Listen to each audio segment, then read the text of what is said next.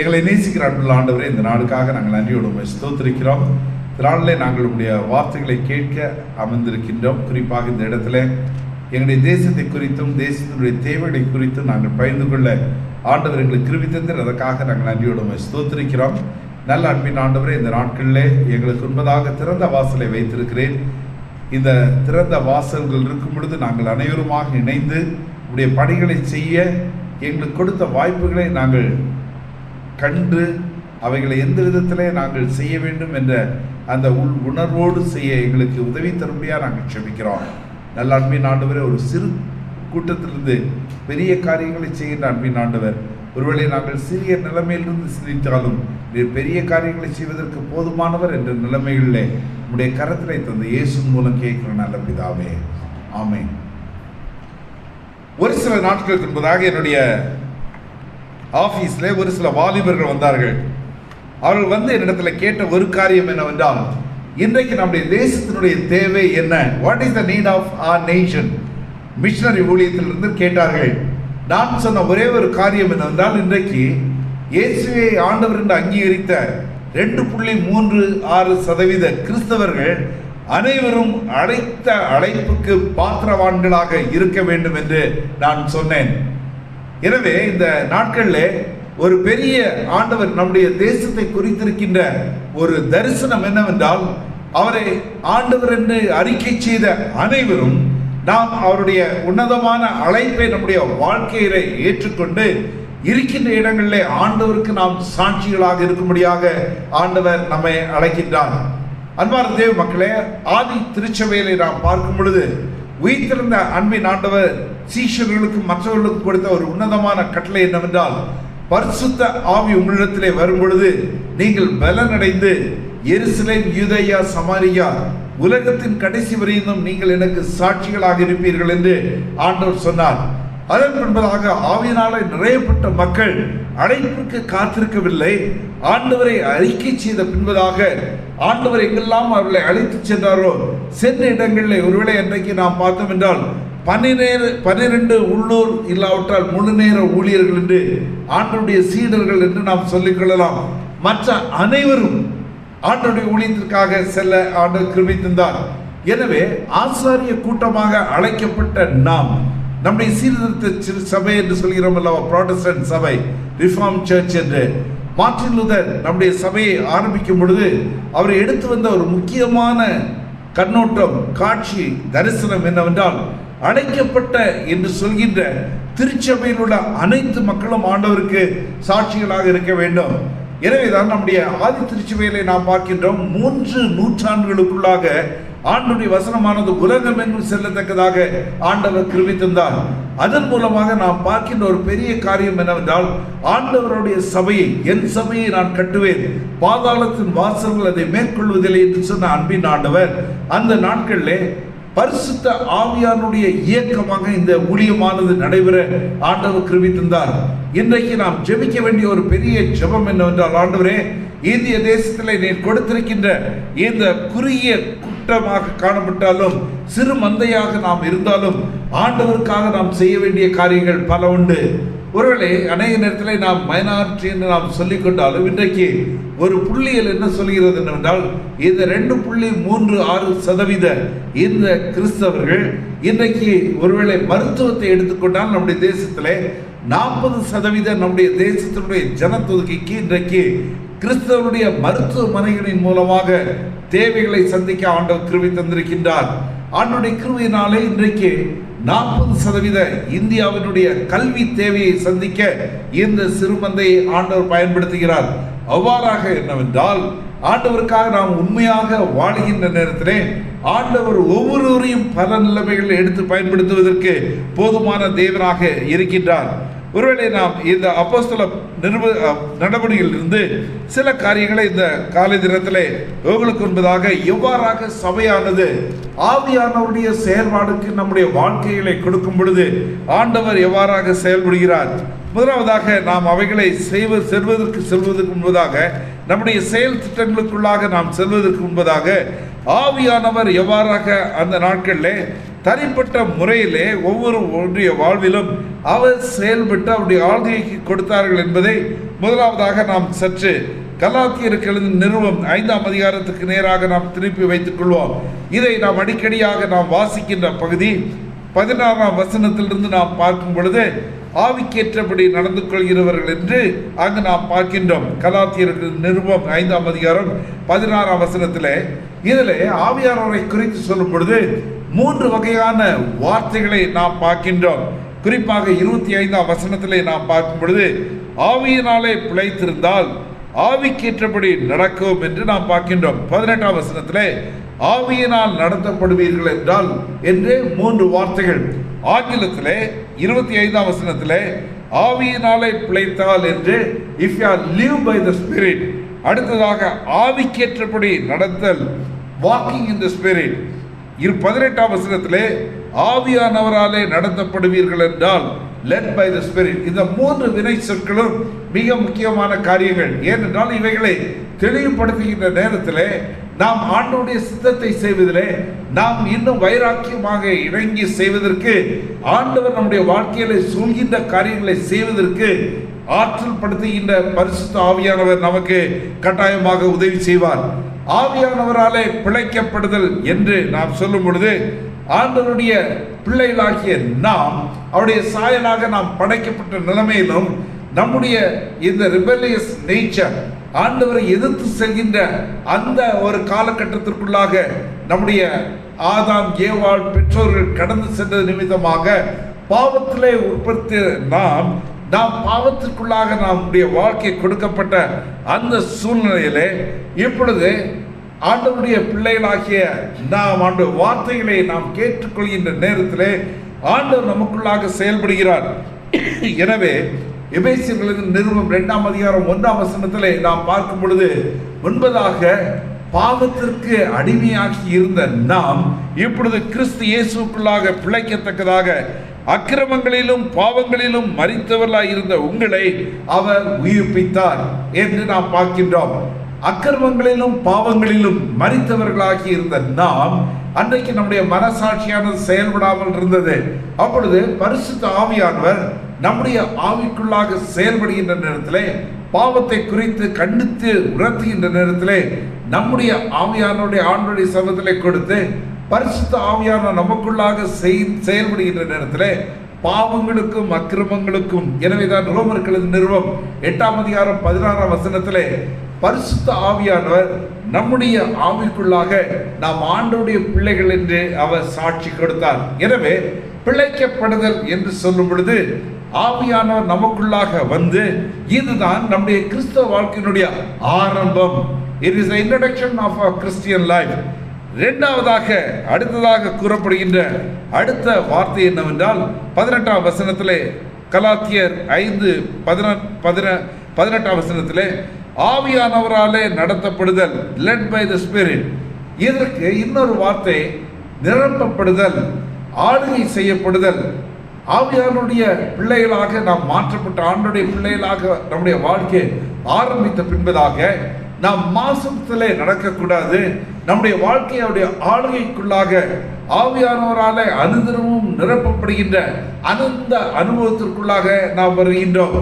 இந்த அனுபவத்திற்குள்ளாக ஆளுகைக்குள்ளாக வருகின்ற நேரத்தில் பரிசுத்த ஆவியானுடைய உண்மையான பணி என்னவென்றால் நம்முடைய வாழ்க்கையில நம்மை தூய்மைப்படுத்துகிற பணியை அவர் செய்கின்றார். The greatest ministry of the Holy Spirit is sanctifying our lives. நம்மை அந்த பரிசுத்தத்துக்குள்ளாக அவர் நடத்தி ஒவ்வொரு நாளும் குமாரனின் சாயலுக்கு நேராக நம்முடைய வாழ்க்கையை மாற்ற ஆண்டவர் கிருபை தருகிறார். இதுதான் அவருடைய சமூகத்திலே ஒரு நாளிலே நாம் நிற்கும் பொழுது அவருடைய அழகை நாம் பிரதிபலிக்கத்தக்கதாக, குமாரனின் சாயலை நாம் பிரதிபலிக்கத்தக்கதாக ஆண்டவர் நமக்கு கிருபை தருகிறார். மூன்றாவதாக இன்னொரு வார்த்தை என்னவென்றால் 25ஆம் வசனத்திலே 2வது பகுதி, ஆவிக்கேற்றபடி நடக்க, வாக்கிங் இன் தி ஸ்பிரிட். நம்முடைய வாழ்க்கையில அனுதினமும் பலவிதமான தீர்மானங்களை எடுக்க வேண்டும். அப்படிப்பட்ட சூழ்நிலைகள் நம்முடைய ஆரம்பம் ஆவியானவரின் மூலமாக நம்முடைய வாழ்க்கையுடைய ஆளுமை ஆண்டவருக்குள்ளாக ஆவியானவருக்குள்ளாக, அதே நேரத்தில் பலவிதமான இந்த crossroads of our life நம்முடைய வாழ்க்கையினுடைய சவால்கள் வரும் பொழுது தீர்மானம் எடுக்கின்ற நேரத்தில் தெளிந்த புத்தியுள்ள ஆவியை ஆண்டவர் நமக்கு தந்து வழி இதுவே இதிலே நவுங்கள் என்று கலக்கத்தின் ஆவியை தராதவனமாக ஆண்டவர் நமக்கு தெளிவை தருகிறார். இப்படிப்பட்ட ஆண்டவருடைய ஆளுகை, அவருடைய ஆற்றல் நம்முடைய வாழ்க்கையில இருக்கும் பொழுது நம்முடைய வாழ்க்கையினுடைய பார்வைகள், நம்முடைய வாழ்க்கையினுடைய முக்கியத்துவங்கள், நம்முடைய வாழ்க்கையினுடைய மதிப்பீடுகள், நாம் எடுக்கின்ற தீர்மானங்கள் எல்லா நிலைமைகளிலும் ஆவியானவராலே நடத்தப்படும் பொழுது நாம் எடுக்கின்ற எல்லா விதமான முயற்சிகளிலும் ஆண்டவர் பிரியப்பட ஆண்டவர் நம்மை எடுத்து பயன்படுத்துகிறார். அல்லேலூயா. இதுதான் ஆவியானவராலே நடத்தப்படுகின்ற ஒரு பணி.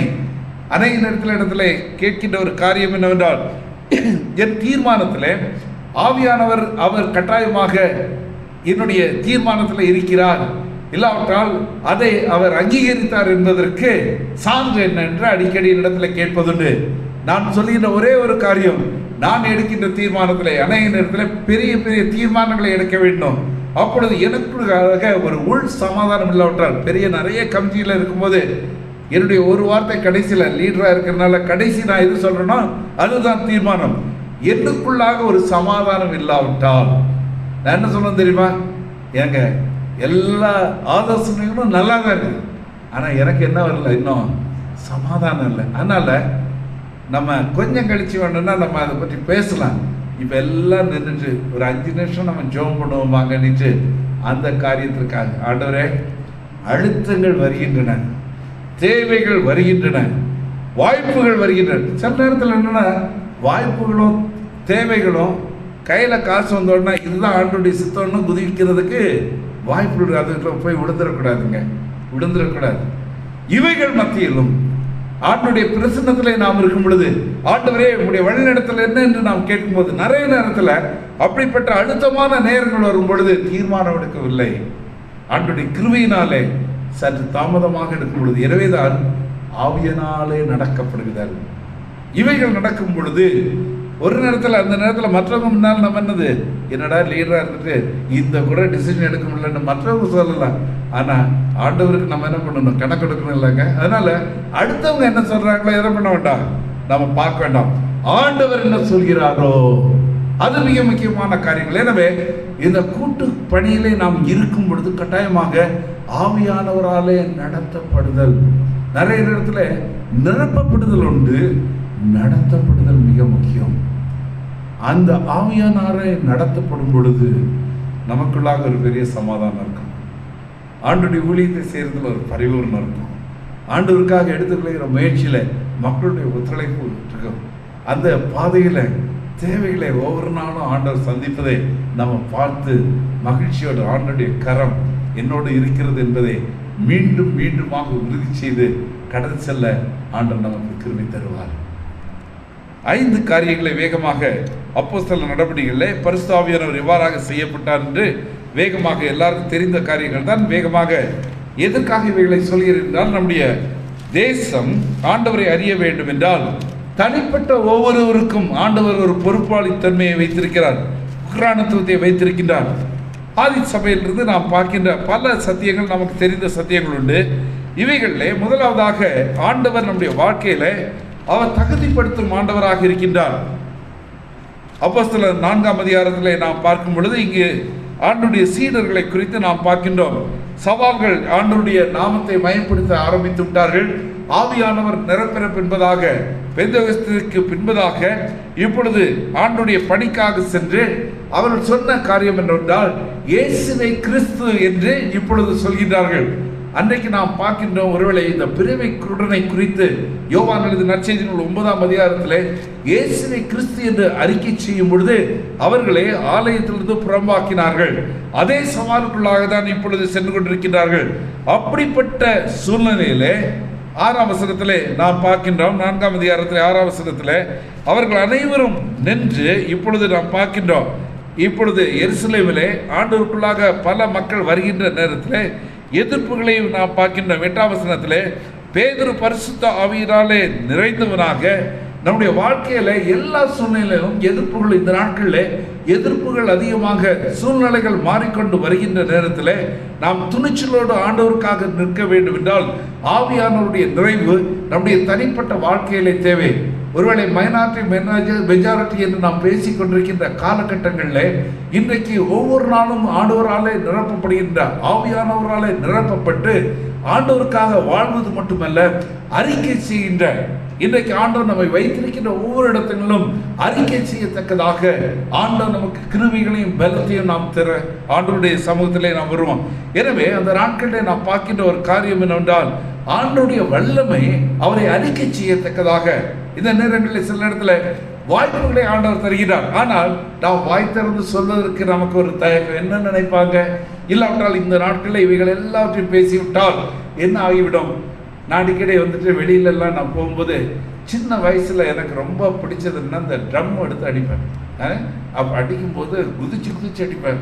அதில் எனக்கு நல்லா பிடிச்ச ஒரு பாட்டு வருவாய் தர்றம், இது தெரியும் இல்லைங்க. அந்த கட்டியில் வீடுன்னு போடும்போது அட்டி ட்ரம் அடிக்கும்போது போட்டு இப்போ கூட கொஞ்ச நாளைக்கு முன்னால் வெள்ளூருக்கு போயிருக்கும்போது விசிட் ஸ்டாண்டில் லில்லியன் ஆண்டி என்கிட்ட சொன்னேன், டே ராஜா, சின்னதில் நீ குதிச்சு நீ ட்ரம் அடிக்கிறது தான் எனக்கு ஞாபகம் இருக்குன்னாங்க. இன்றைக்கு நம்ம எங்கேயாவது போய் வெளியில் இருந்த பாட்டு பாட முடியுமாங்க? இன்னைக்கு உள்ள சூழ்நிலைகள் மாறிடுச்சு, அப்படிதானாங்க. ஆனால் அன்றைக்கு நம்ம எவ்வளோ சந்தோஷமாக போய் குதிச்சு எடுத்து சொல்லிட்டோம். ஆனால் இன்றைக்கு ஆண்டவர் திறந்த வாசலை வச்சிருக்கிறேன். நேற்றைக்கு ராத்திரி நான் வரும்போது, ஆட்டோவில் வரும்போது எங்கள் வீட்டிலேருந்து குமார்னு ஒரு தம்பி, அவர் தான் ஆட்டோ எடுத்துகிட்டு வந்தார். அவர் இன்னொருத்தர் பேசும்போது என்னங்க நின்று எல்லாம் பேசிகிட்டு இருக்கும்போது அவர்கிட்ட நான் கொஞ்சம் கொஞ்சமாக கடவுளை பற்றி சொல்லிட்டு இருந்தேன். அவர் வந்த பிறகு சொன்னார், சரிங்க, நான் வந்த பின்னால் உங்கள் நம்பரை என்கிட்ட கொடுத்துட்டு போங்க, நானே கூப்பிட்டு உங்ககிட்ட பேசுகிறேன் சார். ஆண்டவர் இன்றைக்கு தனித்தாள் ஊழியத்தின் மூலமாக வாசலை திறந்து வைத்திருக்கிறார். இந்த தனித்தாள் ஊழியத்தின் மூலமாக ஆண்டவரை அறிக்கை செய்ய வேண்டும் என்றால், நான் என்ன சொல்றேன் என்றால், ஏதோ ஒரு பரிசுத்த வாழ்வுக்கு மட்டும் இன்றைக்கு ஆவியான நிறைவில் இன்றைக்கு ஆண்டவரை அறிக்கை செய்ய, அது மட்டுமல்ல, நம்முடைய தனிப்பட்ட வாழ்க்கையில இன்னொரு காரியத்தை நாம் மனதில் வைத்துக் கொள்ள வேண்டும். இதில் நாம் 4ஆம் அதிகாரத்திலே நாம் பார்க்கும்பொழுது 30ஆம் வசனத்தில் அடிக்கடி நாம் ஜெபிக்கும் பொழுது எடுத்துக்கொள்கின்ற ஒரு பகுதி என்னவென்றால், இன்றைக்கு எருசலேமிலே அதிகமான உபத்திரங்கள் வருகிறது. அந்நாள் வரையிலும் ஆவியானவருடைய கிருபையினாலே வரங்களை பயன்படுத்தாத மக்கள் இப்பொழுது அவர்கள் ஆண்டவரத்தில் கேட்கின்றார்கள், ஆண்டவரே, வார்த்தையினாலே சொன்னால் இந்த மக்களாலே புரிந்து கொள்ள முடியாது, எப்பொழுது உம்முடைய கரத்தை நீட்டி, அடுத்ததாக நான் பார்க்கின்றேன், உம்முடைய கரத்தை நீட்டி உம்முடைய குமாரன் ஊழியக்காரர் உம்முடைய வசனத்தை முழு தைரியத்தோடு சொல்லும்படி அவர்களுக்கு நீர் அனுக்கிரகம் செய்திருளும் என்று அவர்கள் ஜெபிப்பதை நாம் பார்க்கின்றோம். உடைய பரிசுத்த பிள்ளையாகிய இயேசுவின் நாமத்தினாலே அற்புதங்களும் நடக்கும்படி உம்முடைய கரத்தை நீட்டி என்று அற்புதங்களுக்காக, ஒருவேளை இந்த நாட்களில் அற்புதங்களுக்காக நாம் ஜெபம் பண்ணலாமா? ஒருவேளை அடையாளங்களுக்கு ஒருவேளை நம்ம சொல்லும்பொழுது செழிப்பு கொள்கைக்குள்ளாக நாம் ஓடி விடுகிறோமா? ஒரு பெரிய தயக்கம் நிறைய இடங்கள். அது ஒன்று. ஒருவேளை அற்புதத்தை நம்ம மேயப்படுத்தினா செழிப்பு கொள்கைக்கு போயிடுவோமா? இல்லாவிட்டால் நம்ம செழிப்பு கொள்கைக்கு நம்ம போனோம்னா ஒருவேளை உண்மையா சத்திய வசனத்துக்குள்ளாக ஆண்டவர் அந்த இடங்களில் எவ்வாறாக செயல்படுவார்? அவருடைய பிள்ளைகளாகி அனைவருக்கும் ஆண்டவர் வரங்களை கொடுத்துருக்கிறார் இல்லையாங்க? என்ன வரும் கண்டுபிடிக்கணும். Discover your hidden gifts. பல இடங்களில் நாங்கள் போன வருஷத்தில் ஒரு இடத்துல வெஸ்ட் பெங்கால் அசாமில் ஒரு இடத்துல ஒரு சபைகள் இல்லாத இடத்துல, அப்போ எங்களுடைய மிஷனரி ஒருத்தர், அண்ணன் நான் சர்வே பண்ண எங்கேயும் சர்ச்சில், ஆனால் ஆண்டவர் இங்கே தான் நடத்துகிறார். அப்போ நான் சொன்னேன், நீ அங்கே போனோன்னா 2 வருஷம் 3 வருஷமாக உனக்கு ரிப்போர்ட்டில் 0 தான் வரும் நீட்டு. ஏன்னா அங்கே போனால் எத்தனையோ ஊழியக்காரங்க போயிட்டு எல்லாம் திரும்பி வந்துட்டாங்க. எல்லாம் சொன்னாங்க, அனுப்பாதீங்க, அனுப்புனா வேஸ்ட். நான் சொன்னேன், அவங்களுக்கும் ஆண்டவர் ரத்தத்தை சிந்திருக்கார்ல, இவங்ககிட்ட நான் சொல்லி அனுப்பும்போது ஒருவேளை நீங்கள் அமைதியாக இருக்கலாம், நீங்கள் அமர்ந்திருந்து ஆண்டவர் யார் என்பதை மக்கள் கண்டு கொள்வாங்க. அப்போ ஒரு முறை நான் அவங்ககிட்ட சொன்ன ஒரே ஒரு காரியம், அந்த இடத்துல நீங்கள் நேரடியாக கடவுளை பற்றி சொல்ல முடியாது, ஆனால் அற்புதங்கள் அடையாளங்களுடைய ஜெபத்தின் மூலமாக ஆண்டவர் செய்யலாம். போன ஒரு மிஷனரி 2 குடும்பம் போனாங்க. ஒருத்தர் நல்ல ஃபுட்பால் விளையாடுறாரு. அப்போ அந்த ஸ்கூலில் போயிட்டு கோச் மாதிரி அவர் ஜாயின் பண்ணிட்டார். அதனால் எல்லா பெற்றோரும் நல்லா பழக்கத்து வந்துட்டாங்க. ஒரு நாள் ஒரு பையன் வரல. என்னன்னு கேட்டால் அவங்க வீட்டில் உடம்பு சரியில்லைச்சு, பக்கத்து வீடு. அப்போ எங்கள் மிஷனரியுடைய ஒய்ஃப் சொல்லியிருக்காங்க, ஓஹோ கேள்விப்பட்டேன், சரி சரி எங்கள் வீட்டில் ஜொமா இருக்கோம், நாங்கள் உங்களுக்காக ஜாம் பண்ணிடுறோன்னுட்டு. அதன் பின்பதாக அன்றைக்கு என்னவென்றால் பிசாசுடைய பிரச்சனைனால அது பல வருஷங்கள் நடக்குது, எங்களுக்கு தெரியாது நம்ம ஊழியக்காரங்க. அடுத்த நாள் வந்து சொன்னாங்க, ரொம்ப நாளைக்கு அப்புறம் நேற்று ராத்திரி நல்லா தூங்கணும், எங்களுக்காக நீங்கள் வேண்டுதல் பண்ணீங்களா? ஆமாம் நாங்கள் வேண்டுதல் பண்ணோம். பாருங்களேன், எதற்காக சொல்கிறேன்னா காலங்கள் மாறுகிறார். அன்றைக்கு அப்போஸ்தலர்கள் ஆண்டவருடைய ஊழியத்தை செய்யும் பொழுது அவர் இங்கே சென்று அவர்கள் சினகாகில் போயிட்டு எல்லாம் தேவாலயத்தில் சென்று ஆண்டவரை குறித்தெல்லாம் சொல்லி அது ஒரு காலகட்டம். எதிர்ப்புகள் வருகின்ற நேரத்தில் அந்த அணுகுமுறைகள் எல்லாம் மாறிக்கொண்டு வருகின்றன. சில நேரங்களில் இப்படிதான் நம்ம செய்வோம் என்று இருக்கும் பொழுது ஆண்டவர் எந்தெந்த விதத்தில் வழி நடத்த அப்பொழுது வைராக்கியமாக ஒரு இடத்துல செய்கிறார்கள். சில இடங்களில் வல்லமையினாலே ஆவியானவருடைய கொடைகளை பயன்படுத்தி ஆண்டவருக்குள்ளாக மக்களை வழி நடத்துகின்றார்கள். நாட்களில் ஒருவேளை ராஜா சிங் வந்துட்டு அற்புத அடையாளத்தெல்லாம் பேசிட்டு போறாரு. இன்றைக்கு ஆண்டவர் பயன்படுத்துகிறார். அற்புதங்களின் மூலமாய் அடையாளங்கள் வட இந்தியாவில் மட்டுமல்ல, நாம் இருக்கின்ற இடத்துல ஆண்டவர் இன்றைக்கு ஜீவிக்கிறார். இதை நாம் மட்டுமே சொல்ல முடியும், வேற யாருமே சொல்ல முடியாது. இன்றைக்கு விண்ணப்பத்தை கேட்கின்ற ஒரே ஒரு ஆண்டவர் நம்முடைய ஆண்டவர். இன்றைக்கு மற்றவர்களுக்காக ஜெபம் பண்ற ஒரே ஒரு கூட்டம் யார் என்றால் நம்ம தான். மற்றவர்கிட்ட சொல்லுங்களேன், அவங்களுக்காக ஜெபம் பண்ணுங்கன்னு தெரியாது, அவங்களுக்காக அடிச்சுட்டு போவாங்க. ஆனால் கரங்களை நீட்டி மற்றவங்களுக்காக ஜெபம் பண்ணி ஆசீர்வதிக்கிற ஒரே ஒரு கூட்டம் யார் என்றால் இயேசுவை ஆண்டவர் அங்கீகரிக்கப்பட்ட நீங்களும் நானும். இரண்டாவதாக தனிப்பட்ட வாழ்க்கையில் நாம் பார்க்கின்றோம் தகுதிப்படுத்துகின்ற ஆண்டவர். எனவே இந்த நாட்களில் நாம் அனைவரும் ஆண்டவருக்காக செய்கிறோம் என்று இருந்து விடாத ஒன்றுமாக ஒவ்வொரு நாளும் ஆண்டவரை என்னை தகுதிப்படுத்தும். இரண்டாவதாக இன்னொரு காரியத்தை 5ஆம் அதிகாரத்தில் பார்க்கின்றோம். தவறை சுட்டி காட்டுகின்ற ஆண்டவராக இருக்கிறார். அனனியா சபீரா அவருடைய வாழ்க்கையை குறித்து நாம் அறிகின்றோம். இதில் விளக்கத்திற்குள்ளாக நான் செல்லவில்லை. இப்பொழுது பேதுரு அவரிடத்தில் கேட்கின்ற ஒரு காரியம் என்னவென்றால் 3ஆம் வசனத்தில் அவர்கள் ஒரு பங்கை அவர்கள் பதுக்கி வைத்துக் கொண்டார்கள். பரிசுத்த ஆவியானவரிடத்தில் நீங்கள் பொய் சொல்லும்படி சாத்தான் உங்களது இருதயத்தை நிறைப்பது என்ன என்று கேட்கின்றான். ஏனென்றால் 2ஆம் வசனத்தில் நாம் பார்க்கிறோம், மனைவி அறிய அவன் கிரயத்தில் ஒரு பங்கை அவன் வஞ்சித்து வைத்து என்று நாம் பார்க்கின்றோம். அப்போஸ்தல பாகத்திலே ஒரு பகுதியை கொடுத்து விட்டான். வித்துவதற்கு இவர்களுக்கு உரிமை உண்டு, முழுதுமாக கொடுப்பதற்கும் உரிமை உண்டு, பாதியை கொடுப்பதற்கும் உரிமை உண்டு. இவங்க செய்த தப்பு என்ன? எல்லாம் கொடுத்துட்டோன்ற மாதிரி என்ன பண்ணிட்டாங்க, நடிச்சிட்டாங்க. அதான் அப்ப இந்த நடித்தல்ல கணவன் தான் அந்த முயற்சி எடுக்கும் பொழுது கூட யாரும் சேர்ந்துக்கிட்டாங்க, மனைவி சேர்ந்தாங்க. ஆண்டவர் வந்துட்டு கணவன் மனைவியாக இதில் வந்துட்டு ஒரு குடும்பமாக ஆண்டவரைக்காக ஊழியம் செய்வதற்கு நம்மை அழைத்திருக்கிறார். ஏனென்றால் ஆவியாக இருக்கின்ற ஆண்டவர் நாம் ஆதியாகம புத்தகத்தில் பார்க்கின்றோம். அவருடைய சாயலாக நம்மை படைத்த பின்பதாக அவருடைய சித்தத்தை செய்வதற்கு குடும்பம் என்கின்ற அமைப்பை எடுத்து வருகிறார். ஆவியாக இருக்கின்ற ஆண்டவர் அவருடைய சித்தத்தை செய்வதற்கு குடும்பம் என்ற அமைப்பை எடுத்தது. இந்த குடும்பங்கள் மூலமாக யாருடைய சித்தம் நடைபெற வேண்டும்? ஆண்டவருடைய சித்தம். அன்பார்களே, நம்முடைய வாழ்க்கையில நம்ம என்னைய நினைச்சிடக்கூடாது. நம்ம குடும்பத்தை வைத்துக்கொண்டு நம்ம நினைத்த காரியங்கள் சில நேரத்தில் அப்பா அம்மால முடியாதது யார்கிட்ட திணிச்சு விட்டுருவாங்க, நம்ம கிட்ட திணிச்சு நீங்க எப்படியாவது செய்து நம்ம ஆடிடுவாங்க. அது கிடையாது. நம்முடைய வாழ்க்கையில குடும்பங்களாக வரும் பொழுது ஆண்டவருடைய சித்தத்தை நாம் செய்யும்படியாக ஆண்டவர் குடும்பத்தை அழைத்திருக்கின்றார். எனவே இந்த சிறு சிறு குடும்பங்கள் எல்லாம் இன்றைக்கு பிள்ளைகள் எல்லாம் திருமணமாகி வரும் பொழுது நாம் சொல்ல வேண்டிய ஒரு காரியம் என்னென்றால், எங்களுடைய வாழ்க்கையில ஆண்டவர் எங்களை பயன்படுத்தினார், உங்களுடைய வாழ்க்கையில ஆண்டவர் உங்கள் மூலமாக என்ன சித்தத்தை செய்ய விரும்புகிறாரோ அதற்கு நீங்கள் கொடுங்கள். இங்கே நடந்த என்ன தெரியுமா? கண்டித்து உணர்த்துவதற்கு பரிசுத்தாவியனுடைய ஊழியவனர் பாவங்களை குறித்து அவர் என்ன பண்ணுவாரு? கண்டித்து சத்தியத்திலே வழி நடத்துகின்றனர். அவருடைய ஊழியம். ஒருவர் சொல்லும் போது இன்னொருத்தர் இல்ல மனைவி என்ன சொல்லியிருக்கலாம், இல்லப்பா அது தப்பு, நம்ம இதை ஊழியத்துக்குன்னா நம்ம வித்தாச்சு, 2 பேரும் சேர்ந்து நம்ம கொடுப்போம். ஒரு சரித்திரம் என்ன சொல்றதுன்னா, கவனிங்க, சரித்திரம் பைபிளில் கிடையாது.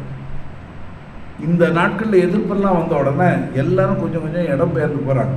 எருசலேமிலிருந்து புதிய இடத்துக்கு போனால் நம்ம குடும்பம் எப்படி இருக்க போகுது?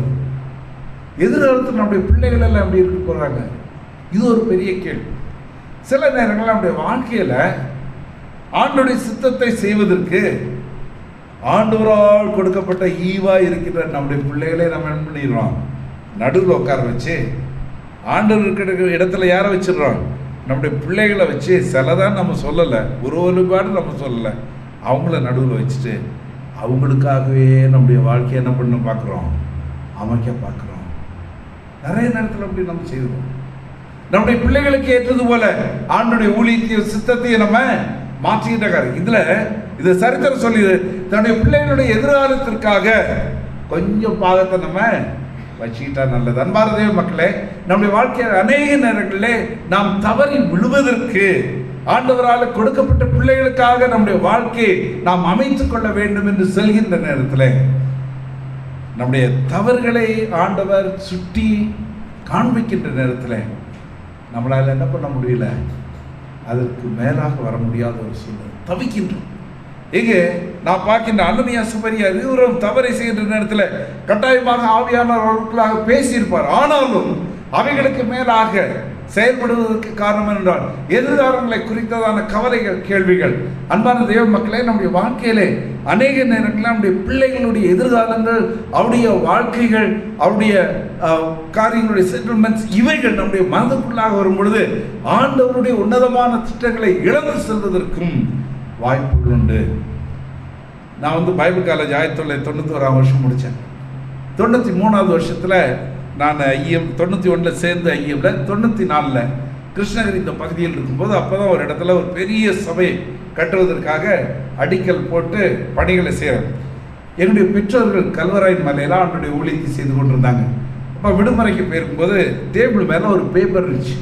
கன்னியாகுமரி பிஷப் எங்கள் அப்பாவுக்கு ஒரு லெட்டர் எழுதியிருந்தாங்க. என்னென்னா, இதே மாதிரி எலியாஸ், நீங்கள் ரொம்ப வருஷமாக மலையில் இருக்கிறீங்க, ஆக்ஸ்போர்டில் ஒரு ஆஃபர் வந்திருக்கு, இந்த வருஷம் நமக்கு தான் கொடுத்துருக்குறாங்க. என்னென்னா, 30 வயசுக்குள்ள ஒரு பையன் இருக்கணும், பிடி முடிச்சிருக்கணும், இங்கிலீஷ் நல்லா தெரியணும், அவங்கள இன்டகிரேட்டட் பிஹெச்டி அப்படின்னா டைரெக்டாக பிஹெச்டி படிக்கிறதுக்கு ஒரு வாய்ப்பு இருக்குது. நான் யோசித்தேன், நீங்கள் ரொம்ப வருஷம் மலையில் ஊழியம் செய்கிறனால உங்கள் பையன் சின்ன இப்போ தானே ஊழியத்துக்கு போயிருக்கான், தியாலஜி முடிச்சுட்டு, அவனை நீங்கள் ரெக்கமெண்ட் பண்ணால் நல்லாயிருக்கும். இதை ஃபில்லப் பண்ணி கையெழுத்து போட்டு மட்டும் அனுப்பிடுங்க, நான் உடனே ரெக்கமெண்ட் பண்ணி அனுப்பிடுறேன். நெக்ஸ்ட் இயரில் அவன் பிஹெச்டிக்கு போயிடலாம். எங்கள் அப்பா அம்மா பார்த்துருக்காங்க, பார்த்துட்டு ஜாயின் பண்ணிவிட்டு வச்சுட்டாங்க. நான் வீட்டுக்கு போயிருக்கேன். டேபிள் மேலே இருந்துச்சு, உள்ளே என்னடா இருக்குது, பிஷப் லெட்டர் சும்மா இருந்தோடனே எடுத்து பார்த்தேன். ஐயோ, எனக்கு அப்போ தான் வயசு 25 வயசு. ஒரே சந்தோஷம், பிஷப் நம்மளுக்குன்னு நினைக்கிறது ஒருத்தர் இருக்கிறாருன்ட்டு வேகமாக கிச்சனுக்கு தான் மாட்டேன். அம்மா, இப்படி ஒரு அழகான லெட்டர். ஆமாடா, எங்களுக்கு தெரியும். அப்பா வெளியில் இருந்தாங்க. அப்பா, இப்படி ஒரு லெட்டர். ஆமாடா, எங்களுக்கு தெரியும். என்னப்பா, எனக்கு சொல்லவே இல்லை, டேட் வேறு பார் ஆயிடுச்சு. ஆமாம் வந்துச்சு, நாங்கள் ஜாம் பண்ணோம், ஆண்டவர் எங்களை வழி நடத்தலை, நீ இப்போ தான் பிடி முடிச்சுட்டு வந்துருக்குற, இப்போ தான் நீ இங்கே சர்ச்செல்லாம் கட்டுறதுக்கு கடைகளெல்லாம் போட்டிருக்க, அதனால் ஊழியத்தை நீ செய்யும்போது நிறைய வாய்ப்புகள் உனக்காக வரும், அதுவும் ஊழியத்துக்காகவே தான் வரும். நீ சின்ன வயசுல பிஹெச்டி முடிச்சிருக்கலாம், அதுக்காக வரும். நாங்கள் ஜாம் பண்ணோம், ஆண்டவர் வழி நடத்தலை. அடுத்தவங்களுக்கு போதிங்கப்பா, ஏன் வயத்தில் இப்படி வருது. எங்கள் அப்பா அம்மா சொன்னாங்க. சொல்லும்போது எனக்கு எட்டிக்கை வாயில் ஊற்றுன மாதிரி இருந்துச்சு.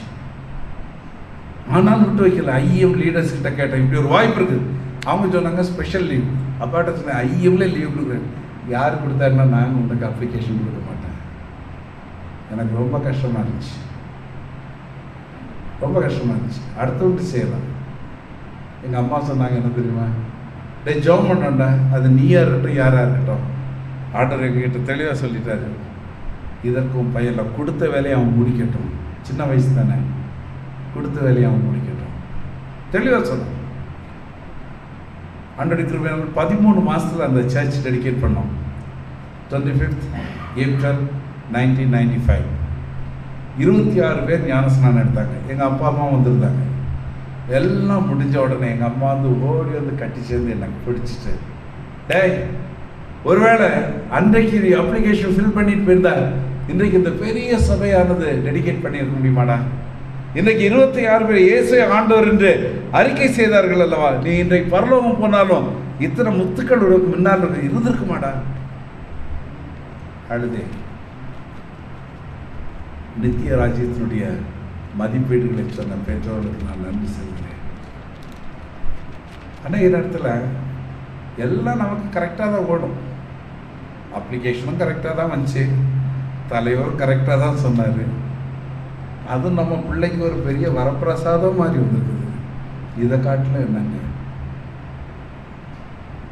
அன்பான தேவ மக்களே, நம்முடைய பிள்ளைகளுடைய காரியம் இன்றைக்கு ஊழியத்துக்கெல்லாம் நம்ம செய்து கொண்டிருக்கிறோம். நம்முடைய பிள்ளைகளை நித்திய ராஜ்யத்தினுடைய காரியங்களுக்காக வருகின்ற காரியங்களில் ஆண்டவருடைய காரியங்களை நாம் சொல்கிறோமா?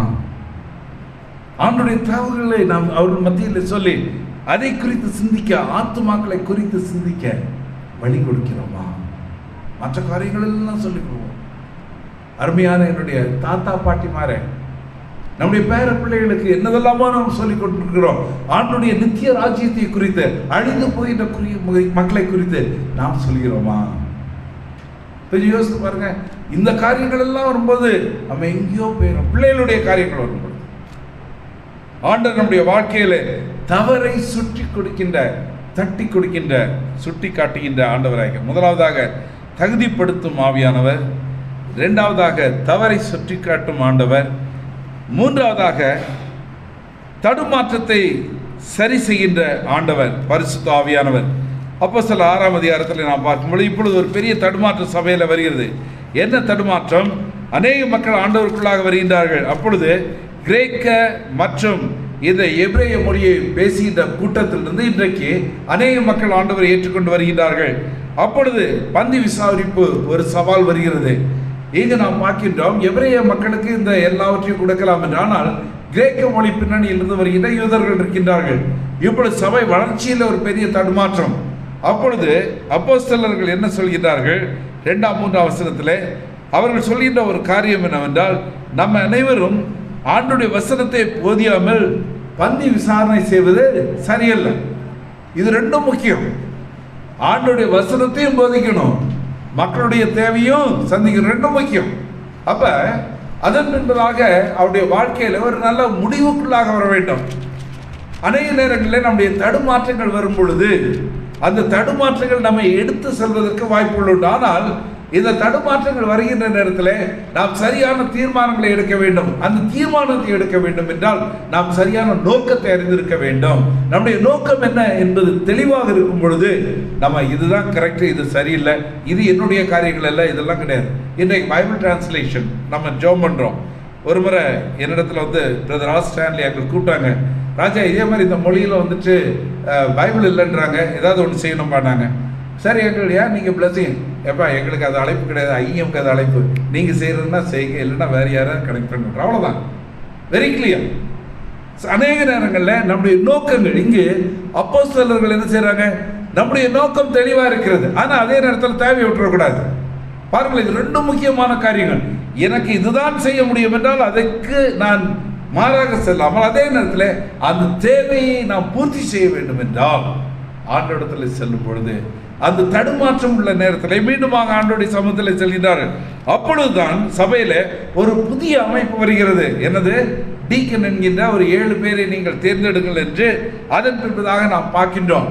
நம்முடைய வாழ்க்கையினுடைய ஊழியத்தினுடைய வளர்ச்சிகளுக்குள்ளாக நாம் செல்லும் பொழுது இந்த தடுமாற்றங்கள் வரக்கூடும். இந்த தடுமாற்றங்கள் மத்தியிலே நாம் தெளிவாக நிற்க வேண்டும் என்றால் நாம் என்ன நோக்கத்திற்காக அழைக்கப்பட்டோம் என்பதை நாம் மனதில் வைத்துக் கொள்ள வேண்டும். அந்த நோக்கம் தெளிவாக இருக்கும் பொழுது தடுமாற்றங்கள் மத்தியிலும் ஆண்டவர் வழி இதுவே, இதிலே செல்லுங்கள் என்று சொல்வதை பார்க்கின்றோம். 7ஆம் வசனத்தில் நாம் பார்க்கின்றோம், இது அழகான அந்த அமைப்பு வந்தது நிமித்தமாக தேவ வசனம் விருத்தி அடைந்தது. சீஷர்களுடைய தொகை எருசலேமில் மிகவும் பெரியது. ஆசாரியர்கள் அநேகர் விசுவாசத்திற்குள்ளாக கீழ்ப்படிந்தார்கள். அன்பார்களே, நம்முடைய வாழ்க்கையில இந்த தடுமாற்றங்கள் வரும் பொழுது நம்முடைய நோக்கம் என்ன என்பது தெளிவாக இருக்கும் பொழுது பரிசுத்த ஆவியானவர் அவர் அந்த சூழ்நிலையை ஒருங்கிணைப்பதை பார்க்கின்றோம். God is the one who coordinates in the time of struggles. When we are clear with our perspective, the purpose of our life, நாம் தெளிவாக இருக்கின்ற நேரத்தில் ஆண்டவர் ஒருங்கிணைக்கின்றார். சில நேரத்தில் கேட்பாங்க, ஐயம் எப்படி நடத்துறீங்க? நான் ஏன் நடத்துறேங்க? இது ஆண்டோடைய ஊழியம், அவருடைய கரத்தில் இருக்கிறோம். எப்போ நான் சொல்கிறேன் 2 காரியம்.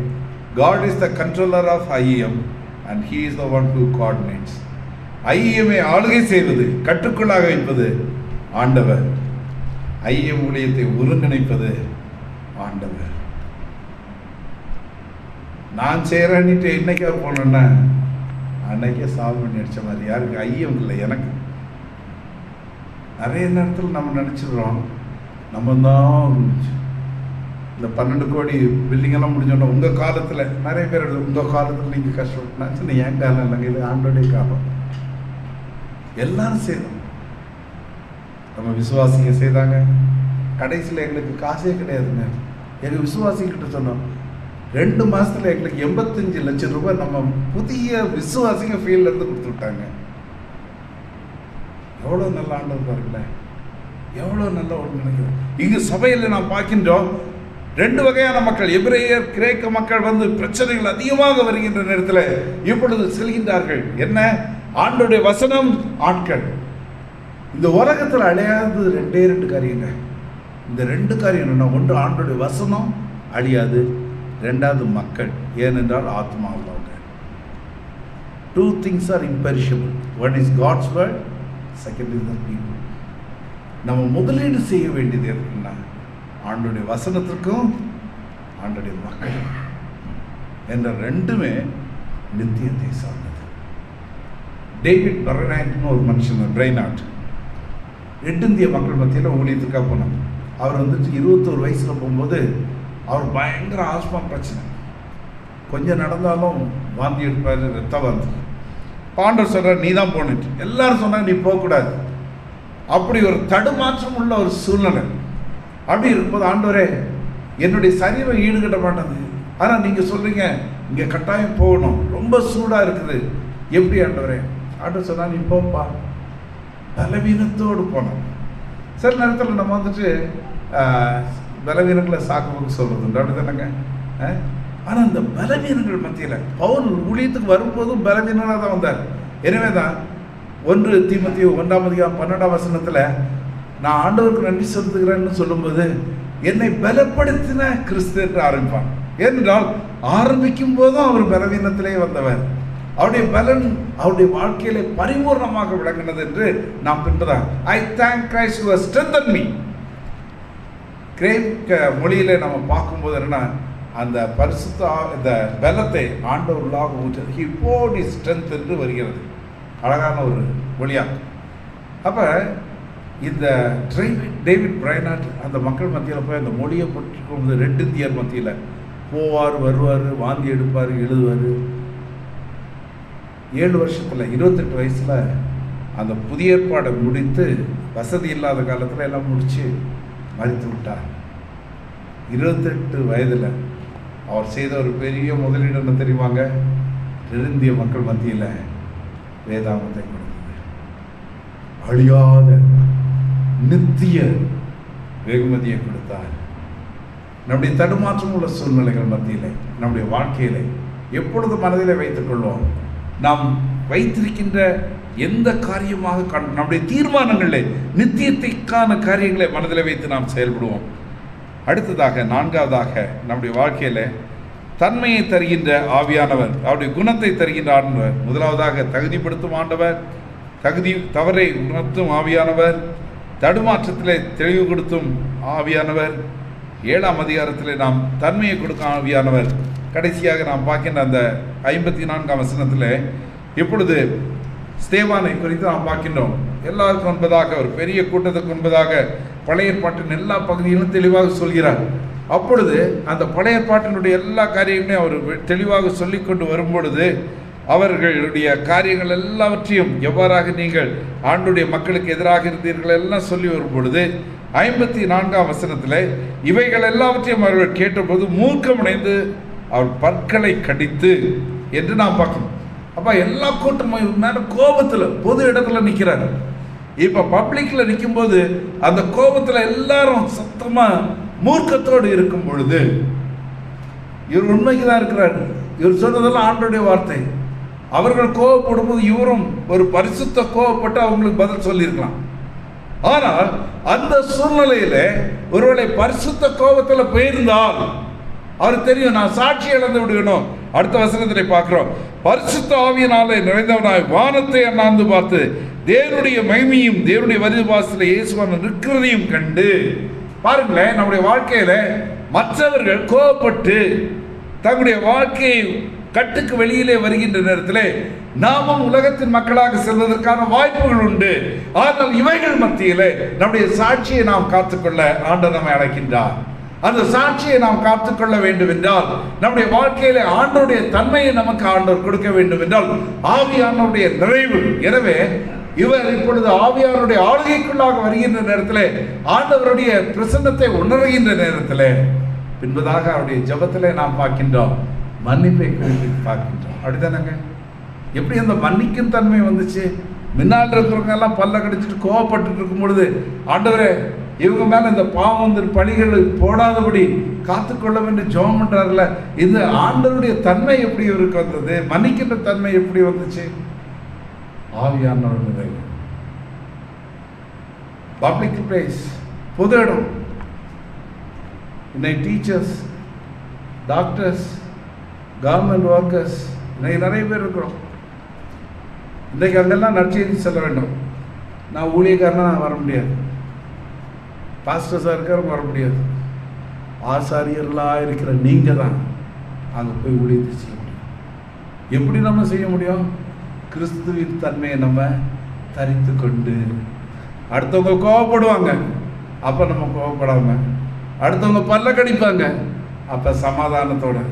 கோவப்பண்ணும்போது எல்லா இடங்கள்லையும் நாம் இருக்கின்ற இடங்களிலே நாம் பயபக்தியோடு ஞானத்தோடு செயல்படும்படியாக ஆண்டவர் நம்மை அழைக்கின்றார். நான் திருப்பத்தூரில் படிச்சுட்டும் போது டான் பாஸ்கோ அந்த கல்லூரி, இது சேக்டார்ஸ் கல்லூரியில் திடீர்னு என்னுடைய கடைசி வருஷத்தில் எங்கள் பிரின்சிபல் என்னை ஆஃபீஸ் கூப்பிட்டோன்னே பயந்து நான் போனோடனே அவர் முன்னால் அவர் மூஞ்செல்லாம் பயங்கர சிவந்துருந்துச்சு. என்னை ஃப்ரெண்டில் உட்கார சொல்லிவிட்டு என் பயந்து போகிறேன். அவரும் டேபிளில் இருந்து வந்து என் பக்கத்தில் உட்காந்து தோளில் கை போட்டார். என்ன ஃபாதர்ன்னுட்டு எனக்கு பயந்து கேட்குறேன், என்ன ஃபாதர்? அட்மிஷனுக்கு இந்த அரசியல்வாதிகள்லாம் வந்தாங்க, கம்மியான மார்க் கேட்டாங்க. நான் கத்திட்டேன், பயங்கரமாக திட்டேன். அவங்கெல்லாம் வெளியில் போனோடனே ஒரு இருள் வந்து என்னை வந்து அடைஞ்சிச்சு. எனக்கு சமாதானம் போயிடுச்சு. இந்த அறம் முழுதும் ஒரு இருளுக்குள்ளாக நான் வந்து ஒரு கேள்வி என்ன வந்துச்சுன்னா, வெளியில் போனவங்கெல்லாம் என்ன சொல்லுவாங்க, இந்த அங்கி போட்டவங்கலாம் கத்துறவன், திட்டுறவன். நான் அவங்க முன்னால் சாட்சியாக இருந்திருக்கோம், சாட்சியை நான் இழந்துட்டேன். எனக்கு சமாதானம் இல்லை, அடுத்தவங்களை பார்க்குறது எனக்கு கிருபை இல்லை, பலன் இல்லை. எனக்கு யாராவது ஜோம் பண்ணிட்டு இருந்தேன். நான் இப்போ காலேஜ் ஃபைனல் இயர், அவருக்கு 55 வயசு. தமிழில் ஒரு பழமொழி, அம்மி பறந்ததுன்னுவாங்க தெரியுமாங்க, அந்த மாதிரி எனக்கு பக்கத்தில் உட்காந்துட்டு அவர் சொல்கிறார், என் கையை பிடிச்சிச்சு. என்னை எலியாஸ்ன்னு தான் கூடுவாங்க காலேஜ். எலியாஸ், நான் சாட்சி இழந்துட்டேன், சாத்தானுடைய பிடிக்குள்ளாக நான் வந்து உட்காந்துட்டேன்.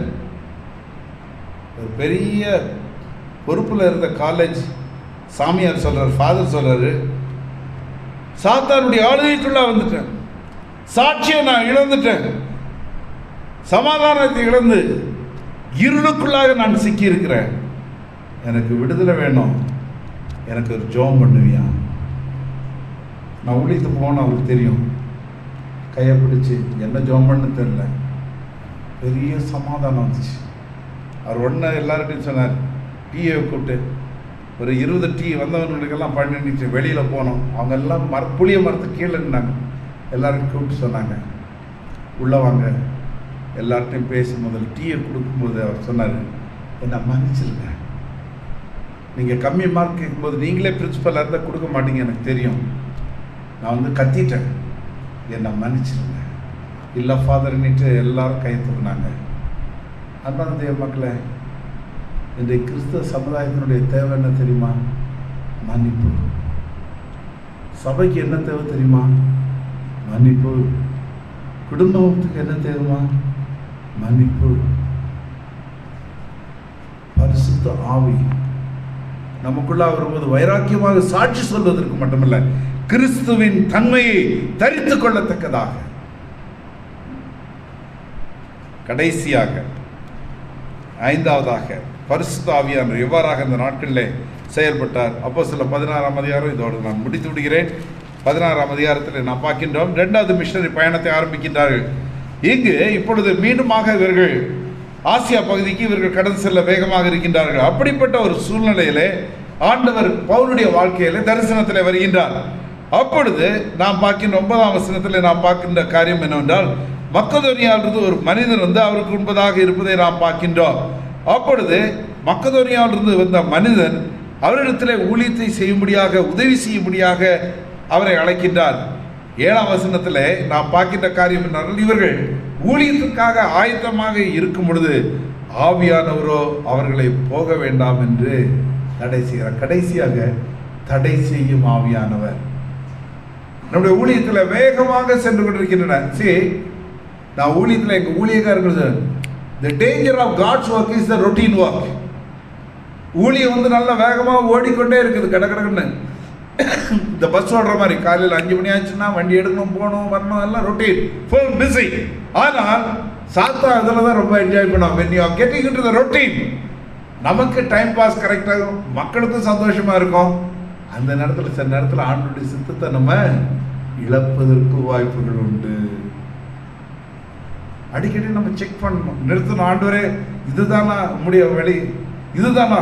இப்போ வந்துட்டு முதலாவதாக இவர் ஆசியா பகுதியிலெல்லாம் முடியும் போயிட்டு எதிர்ப்புகள் எல்லாம் இருந்துச்சு. ஆனாலும் ஆண்ட திறந்த வாசலை கொடுத்திருக்கிறார், ஊழியர்கள் எல்லாம் கொடுத்திருக்கார். 2வது எங்க போனோம்? ஆசியாவுக்கு போவதற்காக ஆயத்தமா இருக்கின்ற நேரத்தில் பரிசுத்தாவியான என்ன பண்றாரு?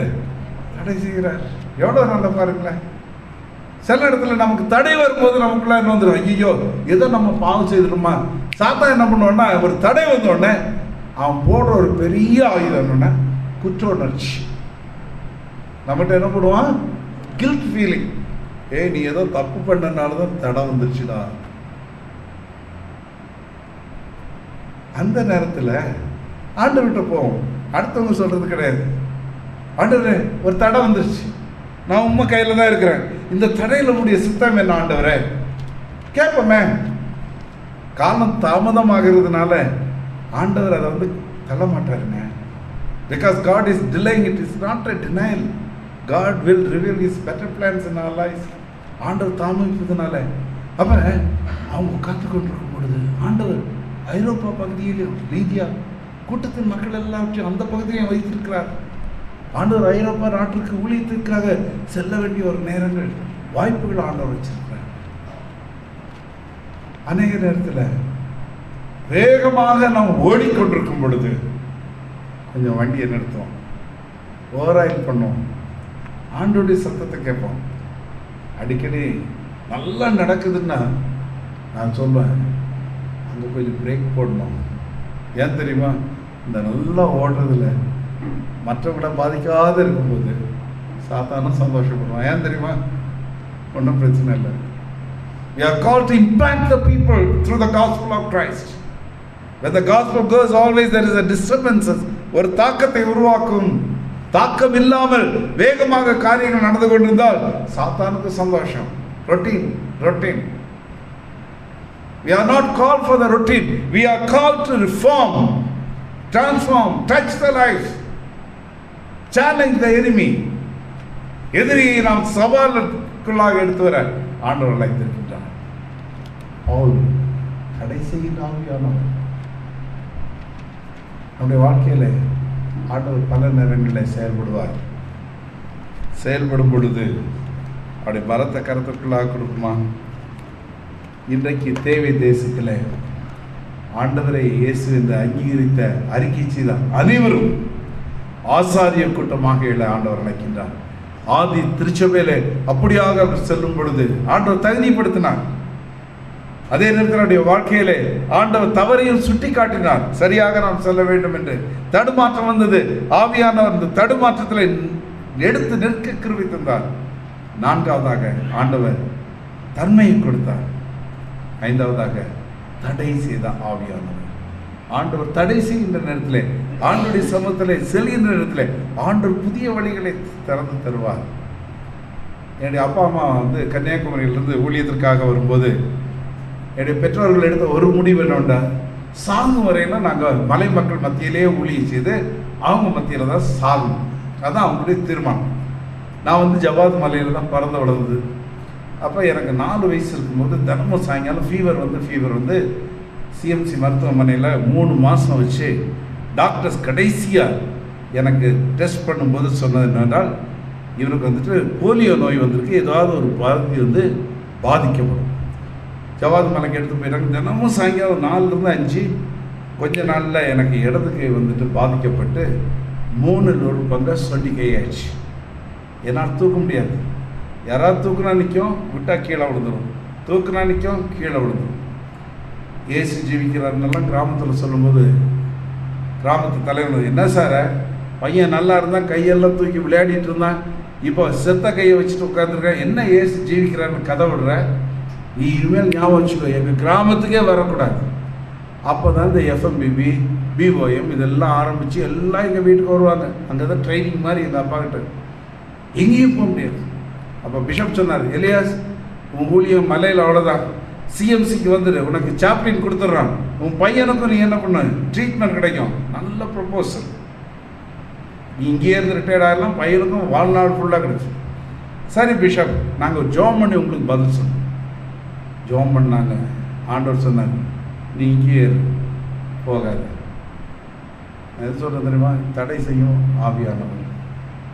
பிஷப்புக்கு எழுதுனாங்க, பிஷப் ஆண்டவர் சொல்கிறாரு, இங்கேருந்து நாங்கள் போகிறதுக்கு இல்லை, இங்கேயே சாகிறதுக்கு தான் ஆண்டவர் அனுப்புனாரு. ஆண்டவர் வாக்குத்தத்தை கொடுத்தாரு. அன்றைக்கு ஒரு சிலர் தான் ஜோம் பண்ணாங்க. இன்றைக்கு மாதிரி மிஷனரி தரிசனம் அன்றைக்கி 1972 கிடையாது. அங்கே இங்கேருந்து ஜோம் பண்ணாங்க. ஒரு நாள் காலையில் 6 மாதம் ஒன்றுமே நடக்கலை. காலையில் ஒரு 4:30 மணிக்கு ஏசாமி தரிசனத்தில் வீட்டுக்கு வந்த மாதிரி என் கையை தொட்ட மாதிரி அப்பா பைபிள் வாச, அப்பாப்பா ஏசாமி வந்தாங்கப்பா, என் கையை தொட்டாங்க, ஏதோ தூக்கத்தில் படுத்துறாங்க, வாங்கப்பா என் கையை தொட்டினாங்க, படுத்துட்டே கையை தொட்டினாங்க. சரி அப்பாவுக்கு நம்பிக்கை, எழுந்து தூக்குனாங்க. 6 மாதத்துக்கு அப்புறம் எழுந்து தூக்குனேன். ராத்திரி படுக்கும்போது இடது கைக்கும் வடது கைக்கும் 3ல் 1 பங்காக இருந்துச்சு. காலையில் எழுதும்போது வடது கைக்கும் இடது கைக்கும் வித்தியாசம் இல்லாதவனுமாக இயேசு மாற்றினார். இன்றைக்கு நான் உங்கள் மத்தியில் சாட்சி சொல்கிறேன்னா, ஆவியானவர் தடை செய்யும் பொழுது, அதே நேரத்தில் நல்ல ஆலோசனைகள் இருக்கும் பொழுது, தலைவர்களுடைய ஆலோசனைகள் நம்முடைய வாழ்க்கையினுடைய வளர்ச்சிக்கு இருக்கும் பொழுது, வழி இதுவே, இதிலே நடவுங்கள் அவருடைய பலத்த கரத்திற்குள்ளாக. அன்பான தேவ மக்களே, ஆண்டவர் உங்களை வைத்தது நோக்கம் என்ன தெரியுமா? நமக்காக அல்ல, அவருடைய புண்ணியங்களை அனுபவிக்க. 1972 வருஷம் இது நடந்துச்சு. எங்கள் அப்பா அம்மா கடைசி அம்மா 2006 இருந்தாங்க. 89 வருஷம் வரைக்கும் அப்பா ஜவாது மலை, கல்வராயன் மலை, கடைசியில் கொல்லிமலையில் 2021 கோவிட் டைமில் ஆண்டவருக்காக மகிழ்ச்சியோடு தன்னுடைய வாழ்க்கையை முடித்தாங்க. அன்னைக்கு ஓடி இருந்தாங்கன்னா 72. அதுக்கப்புறம் ஆண்டவர் அவங்களுக்கு 50 வருஷம் ஊழியத்தை வச்சுருக்காரு. ஆயிரக்கணக்கான விசுவாசம். நம்மை குறித்து ஆண்டவர் என்ன செய்ய வேண்டும் என்றால் ஆவியானுடைய கரத்துக்குள்ளாக கொடுப்பார். மதிய தினத்தில் ஒருவேளை நம்ம கொஞ்சம் பேராக இருக்கிறோம். ஆண்டவர் சிறுமந்தையை குறித்து பெரிய காரியங்களை செய்ய வேண்டும் என்றால் ஆண்டவர் என்ன சொல்கிறாரோ அதே செய்யும். நம்மை குறித்தும் ஆண்டவர் உன்னதமான திட்டத்தை வைத்திருக்கிறார். அந்த திட்டத்திற்குள்ளாக நம்முடைய வாழ்க்கையை கொடுக்கும் பொழுது உலகத்தின் சிந்தனை அல்ல, கிறிஸ்துவின் சிந்தனை நமக்குள்ளாக வரும் பொழுது நாம் அவருக்காக வாழ ஆண்டவர் நமக்கு கிருபை தருவார். ஜெபம் செய்வோமா? அன்பான தேவ மக்களே, இந்த நாளில் ஆதி திருச்சபையில் ஆவியானவருடைய ஆளுகையின் மூலமாக எவ்வாறாக சபை வளர்ந்தது, ஒவ்வொருடைய வாழ்விலும் ஆண்டவர் எவ்வாறாக செயல்பட்டார் என்பதை நாம் கேட்டோம். பல நிலைமைகளில், பல சூழ்நிலைகளில் இதனாலே அநேக காரியங்களை ஆண்டவர் நம்மளோடு ஞாபகப்படுத்தினார்.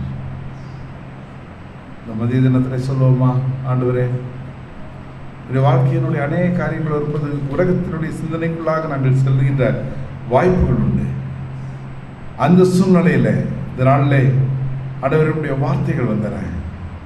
உலகமெங்கும் நாங்கள் சாட்சிகளாக இருக்கும்படியாக, உலகத்தின் கடைசி வரையிலும் நாங்கள் சாட்சிகளாக இருக்க, என்னுடைய கடைசி மூச்சு வரையிலும் நாங்கள் சாட்சிகளாக இருக்கும்படியாக, ஆண்டவர் ஏதோ நாங்கள் செய்வதை கொண்டு நாங்கள் மகிழ்ச்சியாக அல்ல, ஆண்டவர் இன்னும் உமக்காக ஏதாவது செய்வதற்கு நாங்கள் இவைகள் எல்லாம் ரொட்டீனாக செய்கிறோம் என்று இது நிம்மதியாக அல்ல, இன்னும் ஆண்டவரே உங்களுடைய சித்தம் என்னுடைய வாழ்க்கையில் என்ன ஆண்டவரே உடைய உன்னதமான திட்டம் என்னுடைய வாழ்க்கையில என்ன என்பதை நாம் பார்ப்போமா?